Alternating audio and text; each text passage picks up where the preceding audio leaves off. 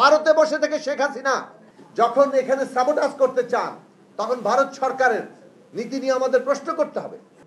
বিচার ন্যায় বিচারের জায়গায় নেই, অনেক ক্ষেত্রেই বিচার চলে যাচ্ছে মবের হাতে। এখন বিচার বিষয়টি এই কারণে আমাদের নতুন যাত্রার জন্য অত্যন্ত গুরুত্বপূর্ণ। কিন্তু বিচার কেমন? সিলেক্টিভ বিচার, ন্যায় বিচার নয়।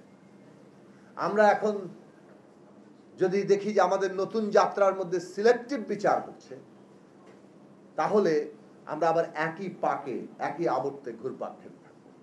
এইটা আমাদের নাগরিকদের মনে রাখা দরকার। যদি রাষ্ট্রটা হয় অমুকের বদলে তমুকের, এবং ন্যায় বিচারও এইরকম ভাবে যায় যে আমি থাকলে একরকম এক দলের বিচার হবে, আর অন্য কেউ আসলে আরেক দলের বিচার হবে। বিচার যদি ন্যায় বিচারের জায়গায় না যেতে পারে, তাহলে আমরা রাষ্ট্রকে সত্যি সত্যি কোনো নতুন যাত্রায় নিতে পারবো না।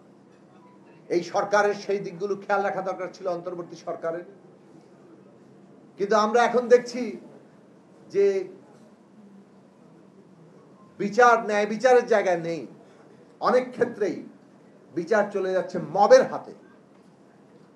সত্যিকার মানুষের ন্যায় বিচার পেতে হলে আগে মব তৈরি করো, তাহলে পেতে হবে, পাওয়া যেতে পারে। কোথাও কোথাও অন্যায় শিকার হচ্ছি, আমার জমি দখল হয়ে যাচ্ছে, মব তৈরি করতে পারলে, তাকে অমুকের দোষর প্রমাণ করতে পারলে, তাইলে যদি কিছু পারা যায়।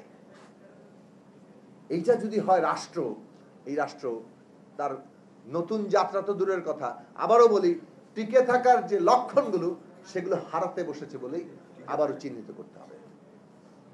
কারণ রাষ্ট্র ধারণার আপনি হাজার বছরের ইতিহাস দেখেন, এটা অত্যন্ত গুরুত্বপূর্ণ প্রশ্ন। দ্বিতীয় প্রশ্ন হচ্ছে, আমরা লড়াই করেছিলাম সংস্কারের জন্য, এবং এইটা বাংলাদেশের ইতিহাসের অত্যন্ত গুরুত্বপূর্ণ বিষয়।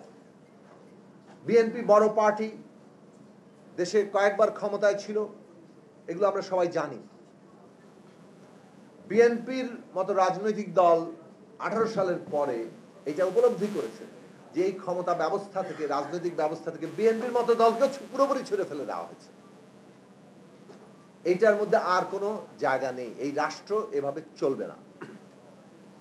কাজেই তাদের 16 সালের ভিশনকে তারা 27 দফায় উত্তীর্ণ করেছেন, নতুন জায়গায় যে রাষ্ট্রের আরো অনেক মৌলিক ক্ষত তৈরি হয়েছে, সংস্কার করতে হবে। যে সংস্কার নিয়ে আমরা তুলনামূলকভাবে আকারে ছোট দলগুলো অনেকদিন ধরে, আমাদের প্রতিষ্ঠাকাল থেকে আমরা কাজ করছি, কিন্তু এটা তো তখনও জাতীয় প্রশ্ন হয়নি।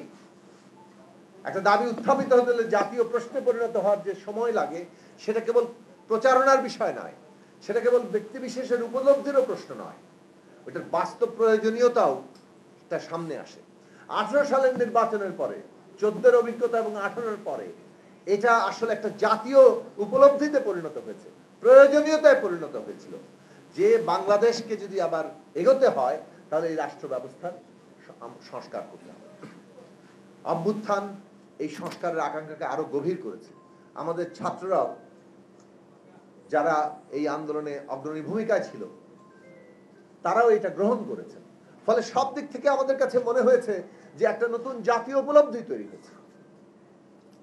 কিন্তু এই দুঃখজনক ব্যাপার দাঁড়ালো যে অভ্যুত্থানের পরে সংস্কারের আকাঙ্ক্ষা তৈরি হয়েছে, কিন্তু যখন নির্বাচনের প্রসঙ্গ বলা হলো, তখন অনেকেই নির্বাচন আর সংস্কারকে একটা মুখোমুখি দাঁড় করিয়ে দিতে চাইলেন।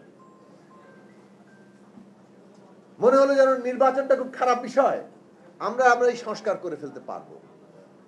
এবং এই চিন্তা আসলো কিছুটা কতগুলো ধারণা থেকে, এবং সেই ধারণা, অনুমান পরবর্তীতে এখন এসে আমরা বুঝতে পারছি এগুলো আসলে রাজনৈতিক স্বার্থ। অর্থাৎ আমার দল কি ধরনের বয়ান তৈরি করলে, কাকে কিভাবে চিহ্নিত করলে অমুক দল সংস্কার করবে না, এইরকম একটি জিনিস হাজির করে দিলে আমার দলের সুবিধা হয়। এই রাজনৈতিক প্রতিদ্বন্দ্বিতা শুরু হলো, যেখানে বাংলাদেশে একটা জাতীয় ঐক্য রক্ষা করা এই ট্রানজিশনের সবচেয়ে বড় কাজ ছিল। জাতীয় ঐক্য ছাড়া এই ট্রানজিশন করতে পারবে না। সবাই জানে পতিত ফ্যাসিস্টরা সাবোটাজ করতে চাইছে, পতিত ফ্যাসিস্টরা অভ্যুত্থানকে ধ্বংস করতে চাইবে, এটা সবারই জানা আছে। এবং তাদের দেশি বিদেশি মিত্র, ভারতে বসে থেকে শেখ হাসিনা যখন এখানে সাবোটাজ করতে চান, তখন ভারত সরকারের নীতি নিয়ে আমাদের প্রশ্ন করতে হবে, তারা আসলে কি চান।